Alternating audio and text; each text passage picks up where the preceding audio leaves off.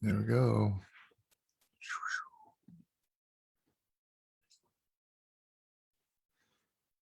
Hey, good afternoon, everybody. Welcome, welcome, welcome. Getting set here to, I think we're live.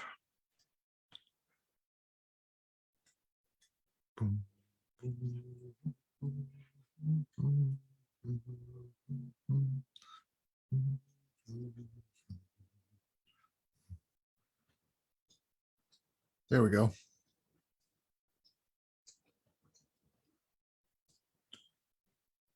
Hey, if there's anybody out there, just give me a heads up, just a shout out or in the chats here as we move forward.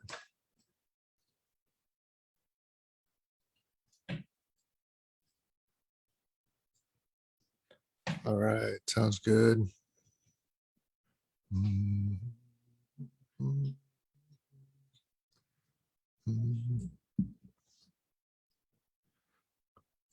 Cool, cool. Hey, welcome everybody. This is Gene Tagaban with the Native Wellness Institute. And we're our Wednesday wellness, our Wednesday power hour. And it's really good to be on and to see everybody. It's been a while since I've been on. And so today, these power hours we put together with the Native Wellness Institute. And hey, Shannon, are we being sponsored by anybody? Is there any sponsors? Maybe you could put that in the chat for me. And Shannon's our technical assistant here. Awesome. Thanks, Shannon. So, yeah, we're the Native Wellness Institute, and our mission, our purpose, our of why we do what we do. We've been in existence now for about 21 years, going out there visiting in Indian country, indigenous lands, and our Aboriginal peoples across Turtle Island, and also internationally as well, New Zealand, Australia, and just other parts of the world. Bringing wellness, health, sharing culture, traditions. And we started these power hours way back when this pandemic started because we knew a traumatized people would be re-traumatized with this. And as we're seeing now too, is like there's so much going on. And I was talking last night with some brothers about how everything's just so unsure right now and just up in the air. Is like, are we going to close or we're not going to close? What's going on here? What's going on with and the numbers? I just want to encourage everyone, just be safe, keep yourself healthy and well. Yeah. And so today I'm just coming on for the power hour. And again, it's been a while since I've been on. And so I'm going to sing this song. And as I sing this song, it's I'm really doing this to just get myself grounded. Just get myself grounded, Yeah. And I see in the chat, Melissa, yeah, it's been a while since I've been on. I've been just traveling about a little bit and still doing what I do. So my brothers and sisters, my relatives out there, I'm going to sing this song. And as I sing this song, I'm just going to ask you to just to tap in and think about the land of your ancestors. Think about the land of your ancestors. What did it look like? Were there mountains? Were there trees? Were there water? Was the rivers there? Or was it oceans? Animals. What beings were there? What animals were there? And the trees themselves, our ancestors. So just to tap into that. And mostly right now, I really need to do that for myself too, just to help me get grounded as I'm about to just to share some story with you and some conversation with you. And the topic today is conversation about our dads. I was going to have a couple of brothers on here, but they couldn't make it. And so I'm not really sure where I was going to go with this, this conversation about our dads. And so one of the things is I do for my wellness, my health, to help me get grounded is to sing, because I'm asking for help. I'm asking help from my ancestors, from creator, spirit that walks in all things. Because I need some guidance during this. And during this time, I mean, what do you do for your wellness? So, and who do you ask for? Who do you reach out to for a little bit of help or you know, wisdom or knowledge or whatever that is? In the spiritual way, in the spiritual realm, we can always reach out to our elders and our grandmas, grandpas, or our partners and talk to them. But when they're not around, who do you talk to? Who do you talk to? So one of the things I do, you know, I'll burn my smudge and but I will sing a song, play my drum. So join me as I sing this song and tapping in and connecting with your ancestors. And so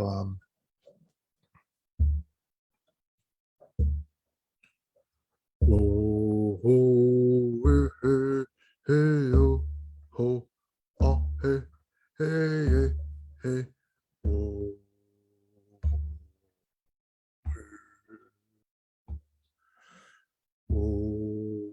oh, oh, hey, hey, hey, oh, ho, ah, hey, hey, hey, hey, oh, hey,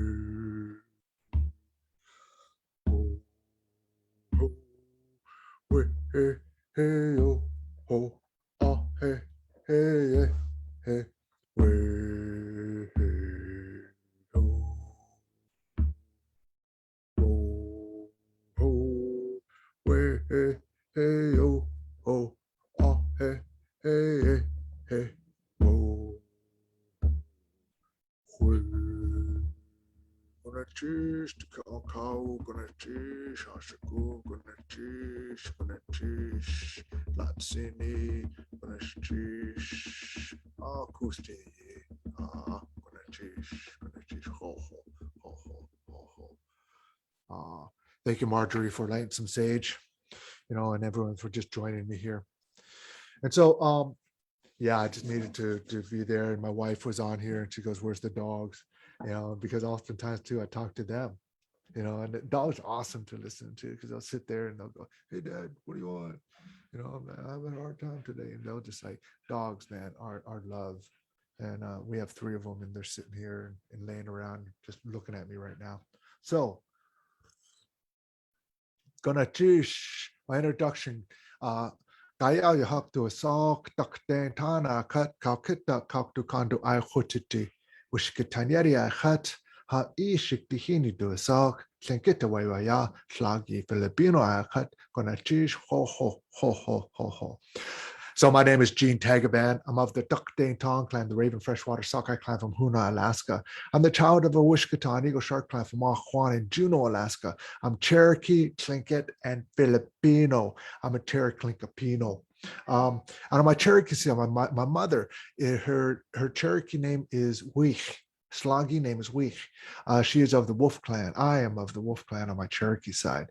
My people on that side come from a place that is now called Georgia, Tennessee, North Carolina. That was before the Trail of Tears. And oftentimes, as I share, I wonder how many more relatives I would have if they lived and they made it on that trail. But the ones who did make it, they had that resiliency. They still have that spirit. And I see that spirit, especially in my mother through the years. And that spirit still lives and still lives in me and it lives with my ancestors and my relatives who are still out there. And those ones who survived, I mean, they fought hard for me to be here. And they dreamt us into existence. We have been dreamt into existence. And with that trail, my relatives actually walked me into existence. They didn't even know my name. They didn't even know who I was, but they knew I was coming. And here I am. And here you are as well. Your ancestors have dreamt you into existence as well. You know, and it's a beautiful thing. And with that thought, I even feel like I have this here obligation, responsibility to hold on to that and pass on some of this wisdom or what I've learned. My last name is Tagaban, and it's Filipino. And my grandfather comes from Bentoc. My great grandfather comes from El Locos Norte. And that's what I'm going to get into about today is about our fathers, our dads. and just that conversation around that. And I'm really kind of praying about it, is because how far do I really want to go with this? I want to do this in a good way, in an honorable way, and I don't want to bring up too much stuff to either, because um, in our family we have our good stuff, man, our stuff that just makes us who we are, but also too, like in all families, we have our secrets. We have that trauma that happened, and that also makes us up on who we are, and that makes us up on, you know, yeah. And so, how far do I want to go with that? And again, I'm just praying, burn some sage here, and and a little bit of cedar as well. So our dads, it's this, my my dad is one of the greatest influences in my life, one of them. And I say my dad with my mother, and sure, they're my grandmas and grandpas, but it's definitely my mom and my dad. And my mom and my dad are very, very different people, and I am parts of each and every one of them. And my last name is Tagaban. In the Philippines is pronounced Tagaban. And my dad is he was born in 1936 um, in Petersburg, Alaska. In Petersburg, Alaska. His father was full blood Filipino, and my grandmother was part half Filipino, half Slinket. And I want to speak about my dad too, is because my dad is pretty soon, I believe he's going to make that transition into to be with the ancestors, to be there with the ancestors. And I've had conversations with my dad, and and many of you out there with your parents, and are making that transition. And I've been talking to him about that, talking to my mom and my brother about this. But really, as my dad is making this transition and having these conversations with him, I can't help but reflect back on who he is, who he is, and what his life was like growing up. Because I'm asking him questions. What was it like when you were younger? What do you want to remember? Um, who do you want to see when that time comes? Because our belief amongst us thinking people is that our um, ancestors are going to be there to guide us, to greet us, to be waiting with open arms to bring us in, to bring us in. And so I just can't help but wonder about my father growing up. And again, he grew up in Petersburg, Alaska, uh, a Norwegian town. And oftentimes too, he talked about how he learned how to fight, because there are a few dark-skinned um, Filipinos and natives in this town as he grew up. And my dad is known for playing basketball, fishing, and all these things. But I'm gonna get right into some of this stuff too. I mean, shoot, I was with my dad when I caught my first fish. We used to go out to the beach when I was a kid with my dad, and we'd just be fishing off the beach. He taught me how to cast, one of those poles, those that you push the button and you have to let go at a certain time and cast out there. Taught me how to tie the knots, how to put the lure on the line, and how to bring in the fish. And I just remember growing up with him during those times, and the joy.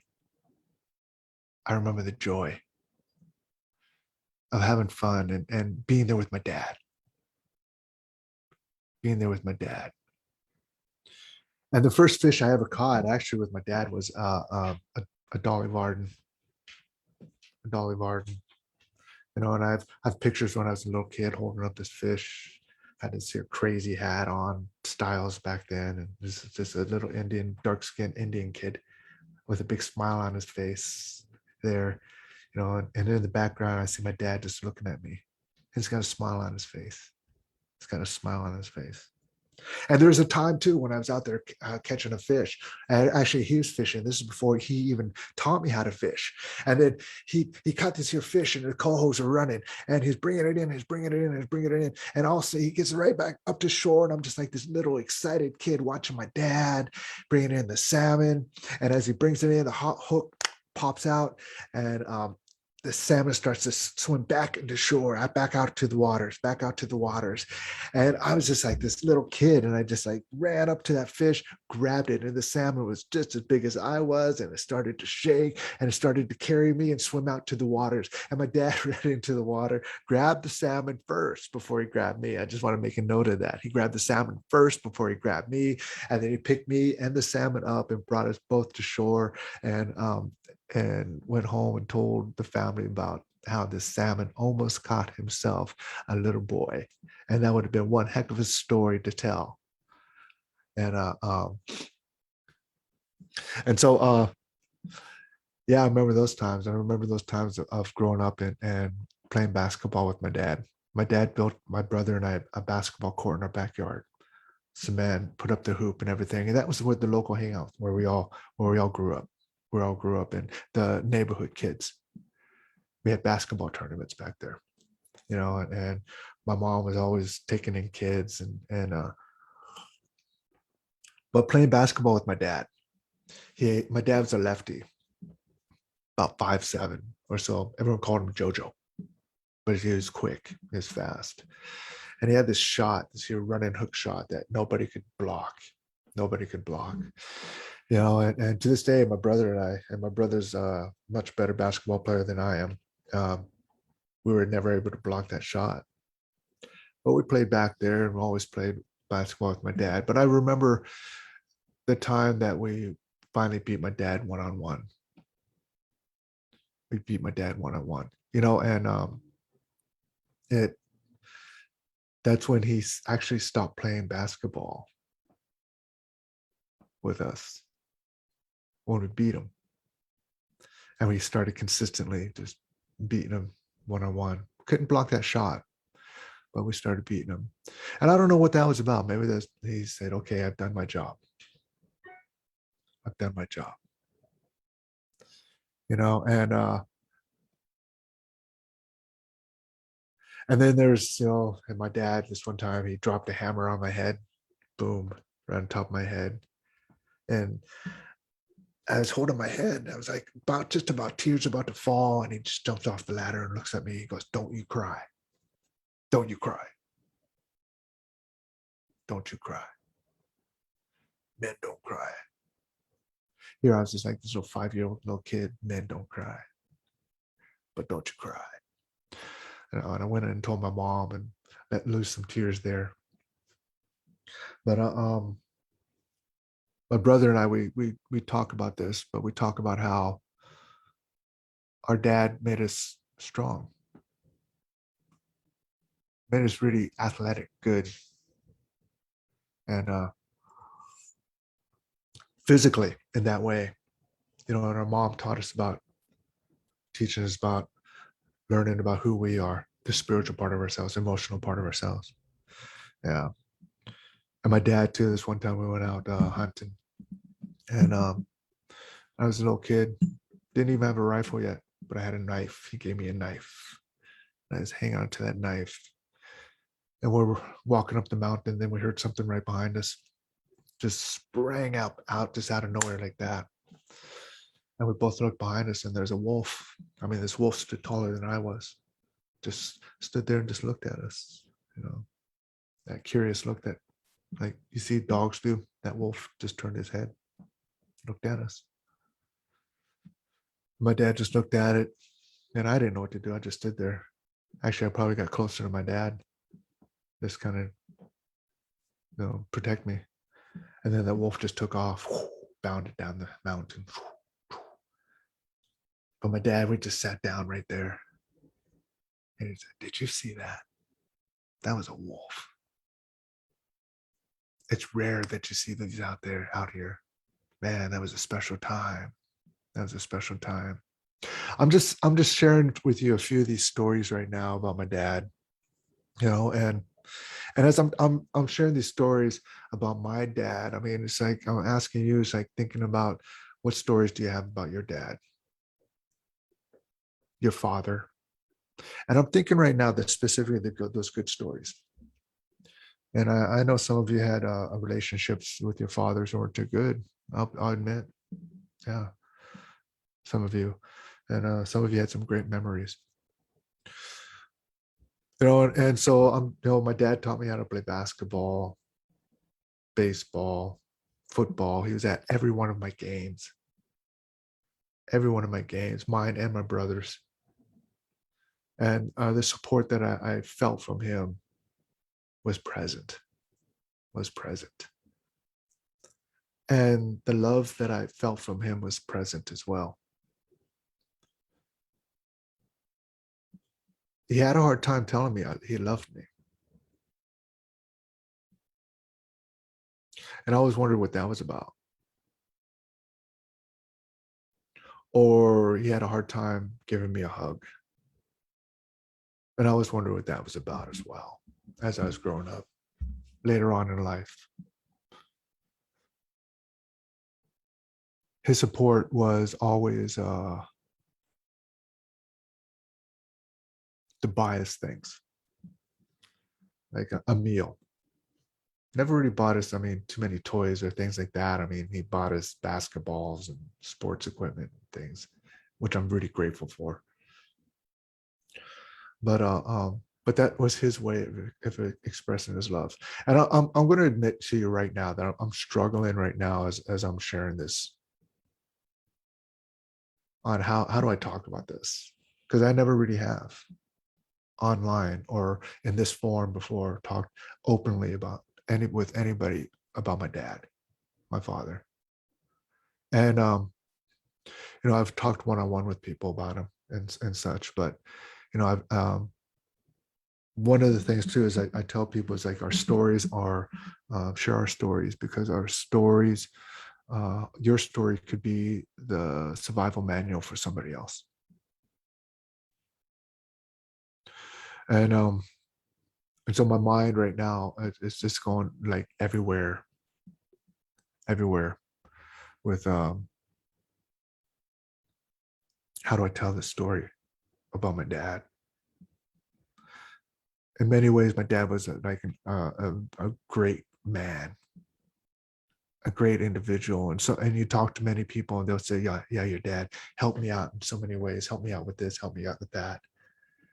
When I asked my dad, your dad was always there to help me out with a loan if I needed it. And he was. Many people, I went and asked him for loans. And that was his way of showing love. Um,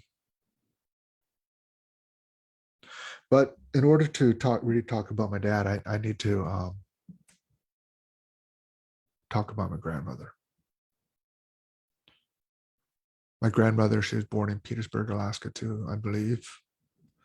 But this part I want to tell about my grandmother's a survivor of boarding school, Catholic boarding school.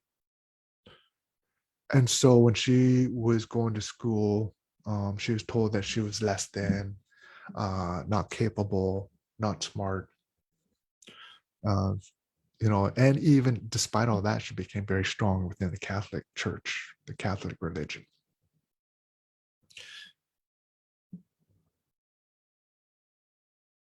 And so, with that, as a survivor of a boarding school, my grandmother, at 13 years old, my grandmother gave birth to my dad at 13.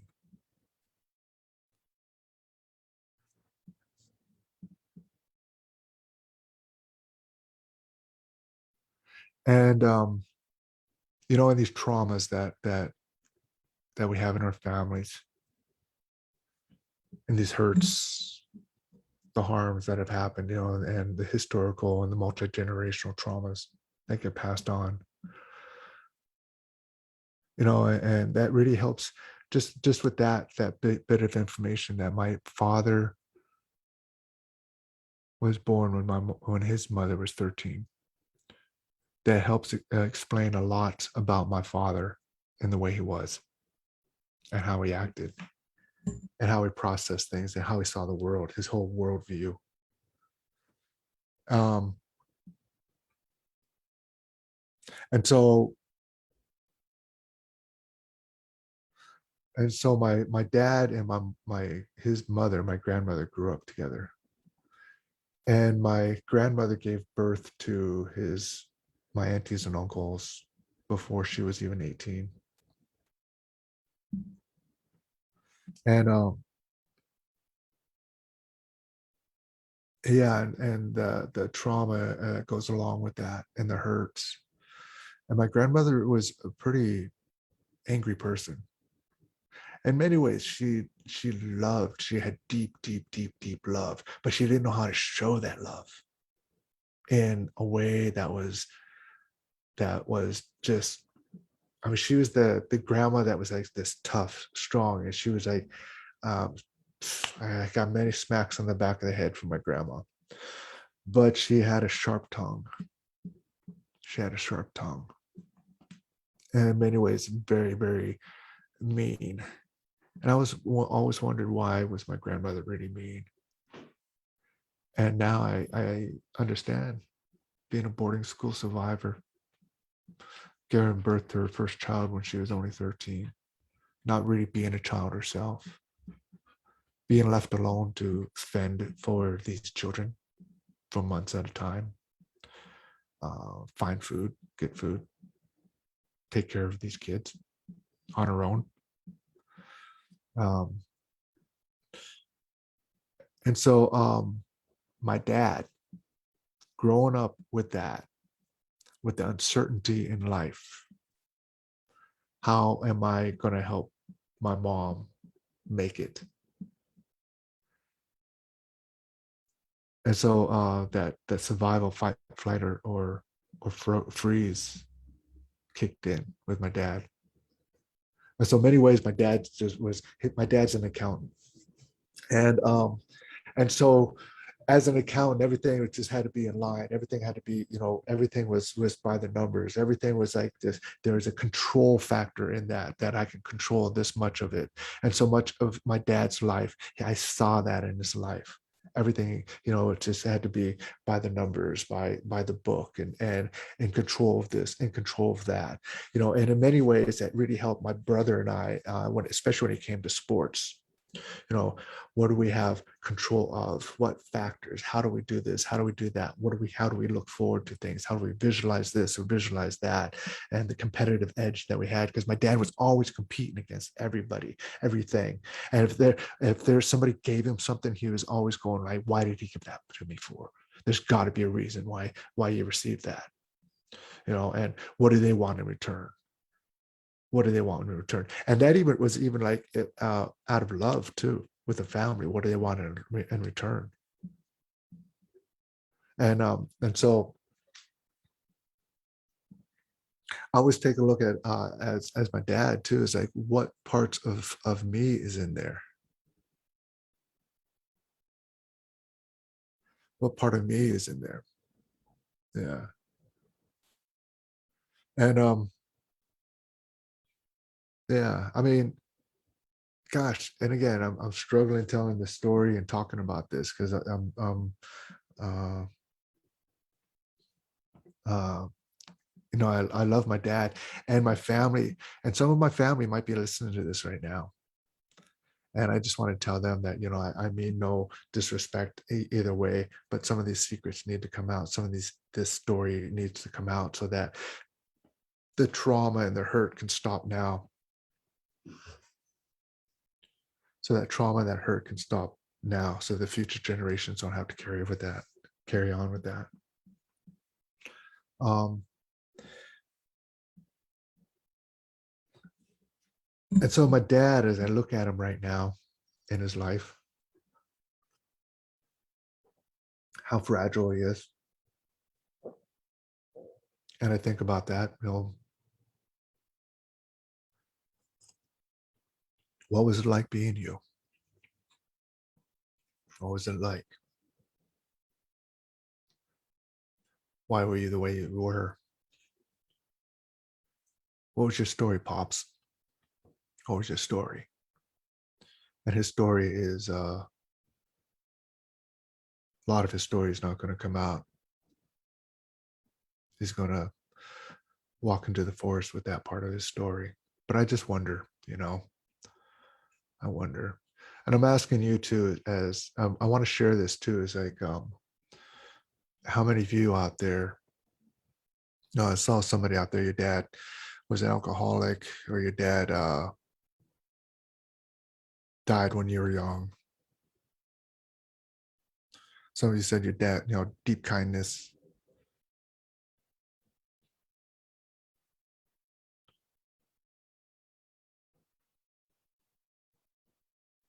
And so it's like, I'm sharing this story about our dads too, is because some of you are dads. Some of you are fathers. I'm not a father. I'm not a dad. I know that I chose not to be, and that's a whole nother story. Um, but some of you are dads. And what kind of dad do you want to be? My dad was like, he did the best that he could, and he did an amazing job. He gave me, my brother, and my mom, and a wonderful home. He helped out my family. He helped out his brothers and sisters in many ways, and other people who weren't even related to us. He helped them out in many, many ways. And I honor that. I had a really good father, and I'm fortunate for that. And again, he did the best that he could, what he knew, what he could do. And some of the compassion that he had, he wasn't a very compassionate man, empathetic. He wasn't very the empathy didn't have too much of that. And if he did, he hid it, because I think he saw it as a weakness. I saw my dad cry one time, and that was when his mother died. That was when his mother died, the one he grew up with, only 13 years older than he was. It's the only time I saw him cry. He was a good husband. Not the best. I mean, he was a good husband. I think that's what my mom says. They had their moments. They had their moments. And his whole thing about showing love was like taking care of the family and watching over the family, making sure they had everything they needed. He was a hard worker. And so it's like, but still, I wonder. It's like, what drove him? What drove him? And part of it too. I mean, I really want to tell this story right now about when the trauma that he grew up with. But right now, I'm not going to go there. I'm not going to go there. Only out of respect for the rest of my family, because they might be watching, they might be listening.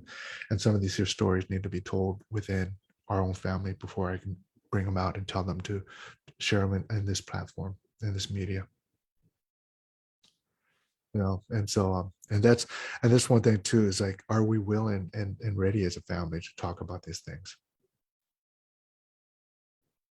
I know some of us are, but these family secrets, this family stuff, I know some of us are, especially the younger generations. I mean, even the ones who are younger than I am, they're ready to talk about it. They want to know. They want to know these stories. They want to know why my generation is the way they are. They want to know why my parents' generation are the way they are. They want to know why, what happened to my grandparents' generation and the ones that happened before that, so that they can have a more understanding about what's going on with their generation, of who they are and who they want to be. grown up, who they want to be grown up.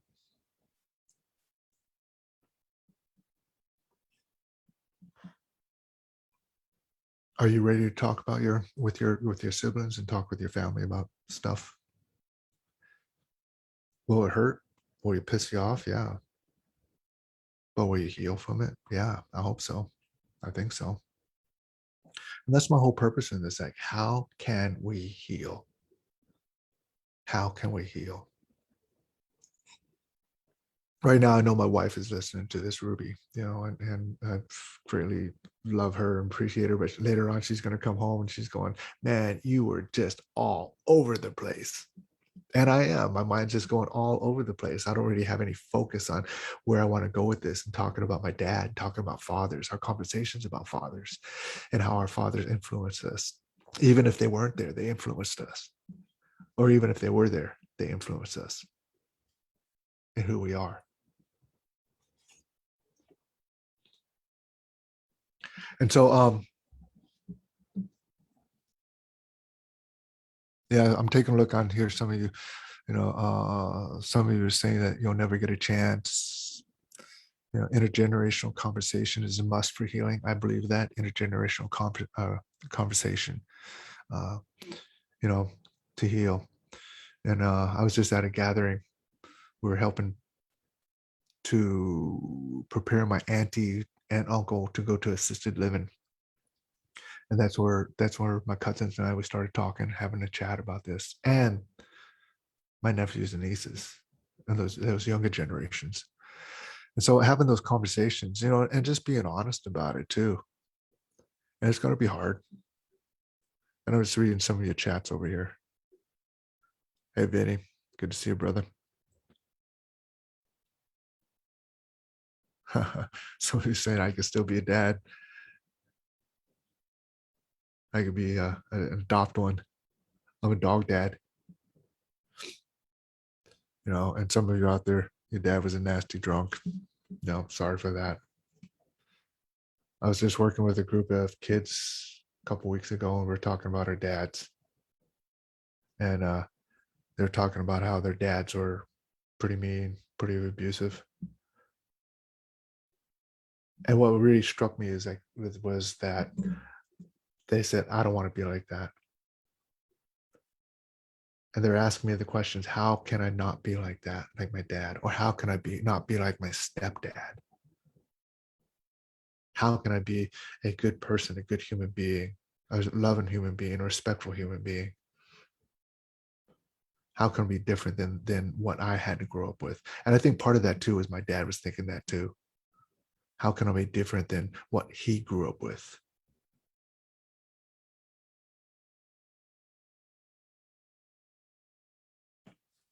Yeah. How can he be a good man, a good human being? And one thing is my dad, man, he scored. He married a powerhouse of a wife, of a woman, my mother. He married a lady who, survivor, healer, learner, and he was yeah. So part of him knew that, that of all the stuff that he went through, he knew that he needed to marry this lady. And he knew that because when he got out, he first met my mom when he was in the army. He was on leave, and so he went to go see my sister, who was my mom's roommate in nursing school.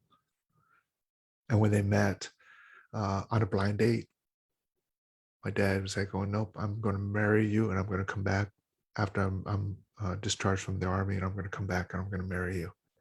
And she was like, "Yeah, right, yeah." And so they corresponded through letters.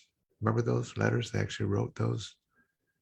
I don't know why. I know Ruby's going to be going, "Yeah, where's my letters? I guess I'm going to write some." But they corresponded through letters. And then, sure enough, when he got out of the army, he went and picked her up in Albuquerque, New Mexico. And then from there, they went to New York City. He was going to school, Indian relocation. So he was taking business classes, going to school. He went to New York, and then from there he went to um, Chicago, where I was born, in the wonderful village of Chicago, and yeah, and so he knew what he wanted in that way. He just, there was something inside him that just telling him, to because my grandmother, she's a strong lady. She's a strong lady.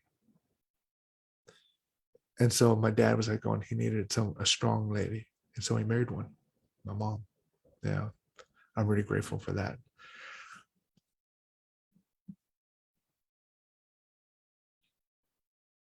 And so they balanced each other out because my dad was very matter of fact, directed in that way. And my mom was the spiritual part of it. So there's a balance there. There's a balance there. But I wonder what my dad's process was in thinking about that. I wonder. I wonder. Yeah, up to Windy City. And Kathy's here. No, thanks, Kathy. You broke free from the cycle. And I think that what that was too is my parents. Thanks for that reminder. My parents is that they broke free and they made an agreement that they're going to raise their family in a good way and a loving way in the best way that they could. And now that meant my dad had to learn because my mom kind of like threw that on him. And because my mom was like going to go, nope, this trauma and this stuff, she had an understanding of it, being a nurse, being a healer, and who she was. She had an understanding that this is not going to be passed on.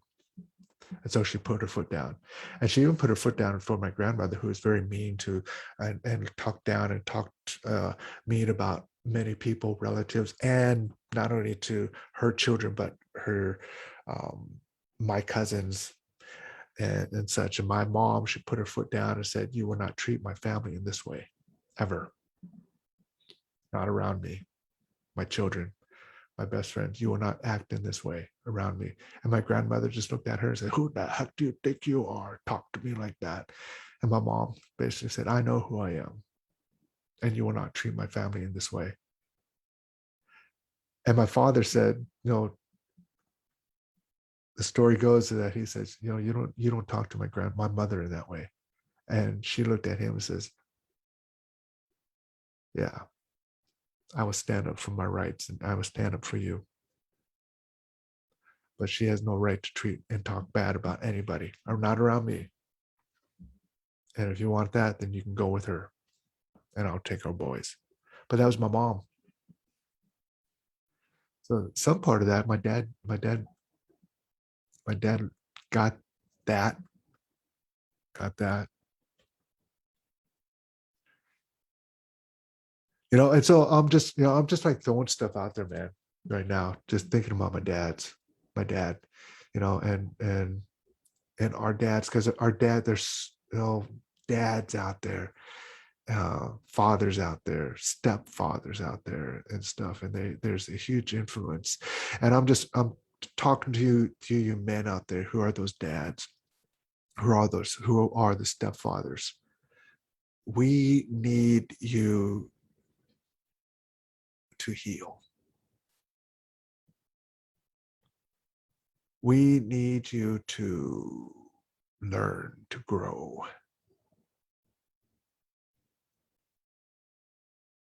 We need you to take a look at the traumas that have happened to you, the traumas that happened to our ancestors, your relatives, your grandmas, your grandpas, and how it was passed on, and so we can stop that cycle.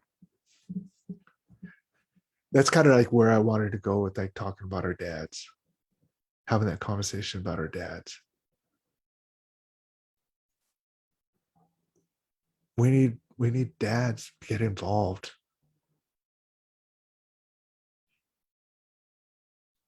Not only just and stepdads. God, there's some amazing stepdads out there who have like stepped up, and they're raising their kids in a good way. They just took them in. Thank you.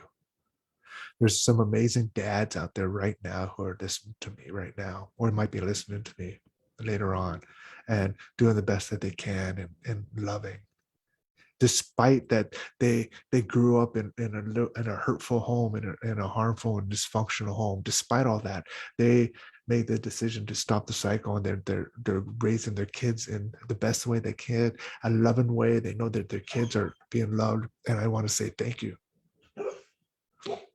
Thank you.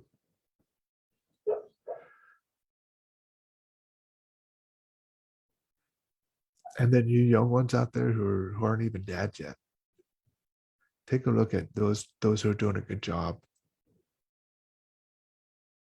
How are they doing it? Talk to them. Learn about what it means to be a dad or a father. What does that mean? Because now we have the resources now to start asking those questions. What is it? What is a good dad? What is a good father? What is a good stepfather? What is a good man? What does it mean to be a good uncle? A good grandfather? What is that? Who is that? How can I learn from them? How can I model them? How can I be, as men, how can we be vulnerable? I'll tell you that my dad was never let loose, and that vulnerability that he showed was, it was there.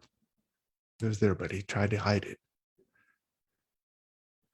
But to have that courage to be a good man, but in order to have that courage, we need to have that vulnerability. And I'm learning that too, man. I'm learning that too. And I need to, as far as being a man in this world, living in this world, and I'm grateful for Ruby, who my partner, my wife, who helps me out so much and keeps me on track, and and prays for me as I pray for her. But I'm still learning, man, and I make mistakes. That's one of the reasons why I do this right here. I talk about this. That's one of the reasons why I get on these power hours to have these discussions, is because I need this. I need this. And this is just one of my ways of this of my healing. How are you going to heal? What do you do? Men, we need you. Fathers, we need you. Dads, we need you. Especially now, to get involved, to start supporting each other, get past all the stereotypes of what it means to be a man, macho player, got to be tough, strong all the time, closed off, walls all around us. We got to open ourselves up, live those values of our traditional values of love, respect, what it really means to have love, respect, honor, have some humor, humility, growth. Man, we need you.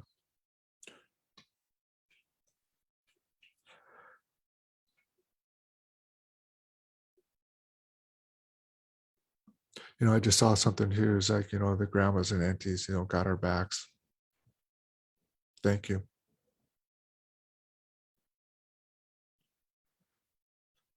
Thank you.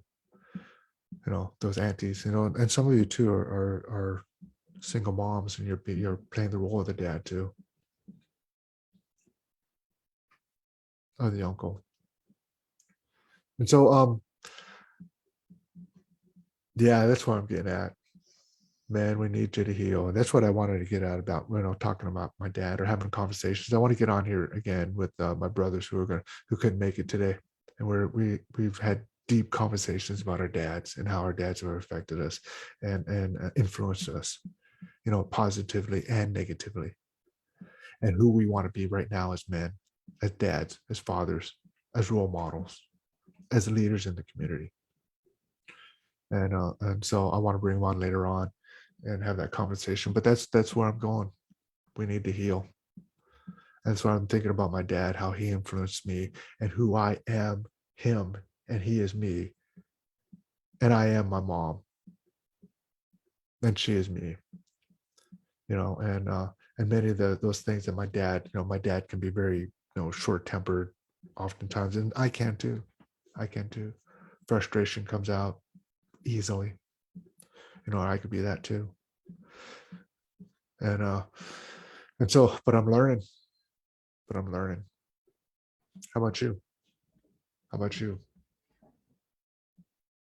Start having the conversation. Start taking a look. Like, why do you do what you do? Why do you behave in the way that you do? Why do you believe the way you do? What's your identity? How do you see yourself? Yeah. Who do you want to be in this world? What kind of human being do you want to be in this world? I'm talking to you, men. Start asking these questions.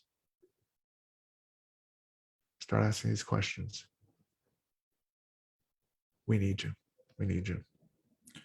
And so with that, I'm just gonna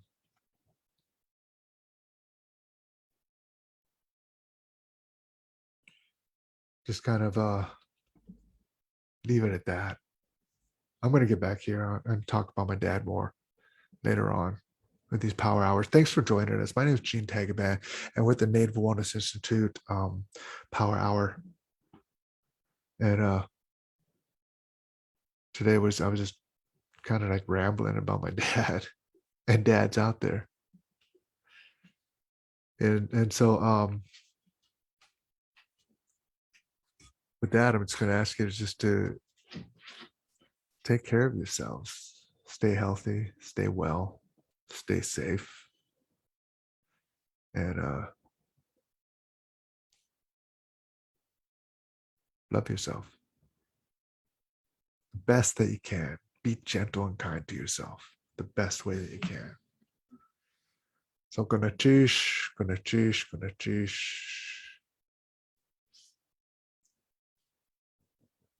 Take care.